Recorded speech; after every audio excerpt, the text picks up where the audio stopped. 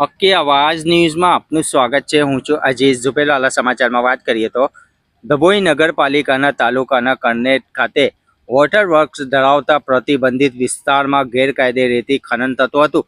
ખાન ખનીજ ખાતાએ આજ સવારે ઘટના સ્થળ મુલાકાત લઈ કેટલું ખનન થયું છે એ બાબતે માપની સાથે સ્થિતિ મુજબનું પંચનામું કરી આ ગેરકાયદે ખનન વિરુદ્ધ કાર્યવાહી હાથ ધરવામાં આવી છે। ડભોઈ નગરને પીવાનું પાણી પૂરું પાડતી ડભોઈ નગરપાલિકા વોટર વર્ક યોજના નગરથી 8 કિલોમીટરના અંતરે આવેલ કરનેટ ગામમાંથી પસાર થતી ઓરસંગ નદીના પાત્રમાં આવેલી છે, જે પ્રતિબંધિત વિસ્તાર છે, જ્યાં છેલ્લા કેટલાક દિવસોથી રાત દિવસ ગેરકાયદે ખનન થતું હોય, જે અંગે જાણ કોંગ્રેસના કોર્પોરેટર અજય રાઠવાને થતા રાત્રે તે ગેરકાયદે ખનન થતી જગ્યા પર પહોંચી જઈને ખનન ચાલુ હતું ત્યાં જ 100 નંબર પોલીસને ડાયલ કરી પોલીસ બોલાવી હોવાનું જાણવા મળ્યું હતું। હળીવત રફીક મંસૂરી।